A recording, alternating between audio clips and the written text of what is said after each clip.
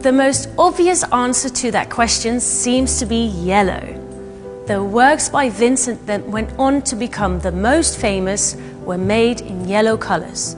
He painted them in the southern French town of Arles, capturing the sunflowers, the yellow house, and the vast landscapes of wheat fields, sowers and mowers under a blistering sun. So Vincent certainly loved yellow, but he actually liked all colors.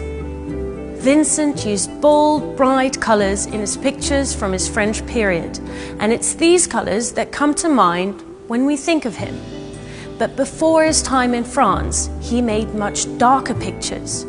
Most people say that these early Dutch works aren't as colorful, but if you take a closer look, you can find color everywhere in Vincent's work. In the summer of 1884, Vincent threw himself into studying the laws of color and into books about color theory.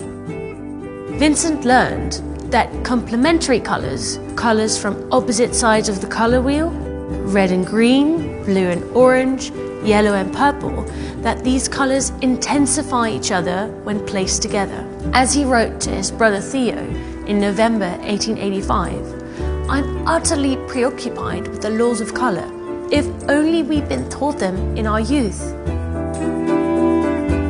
In Vincent's Dutch period, this color theory is still to make an impact in his work.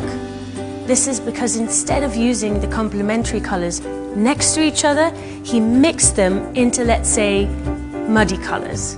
Vincent's use of color changed when he went to Paris, where Impressionism and modern painting were all the rage. It was all about using a bright color palette. When Vincent saw Impressionists and Pointillist paintings with his own eyes in Paris, he swapped the darker tones on his palette for brighter, unmixed colors. It was a real game changer for Vincent. His colors intensified and became more powerful. Key to Vincent's use of color was the idea that painters didn't need to use the actual colors in order to create a convincing illusion of reality. He became famous for his expressive coloring and free personal choice of colors. Vincent wrote to his brother Theo, "A painter does well if he starts from the colors on his palette, instead of starting from the colors in nature. Color expresses something in itself," he said.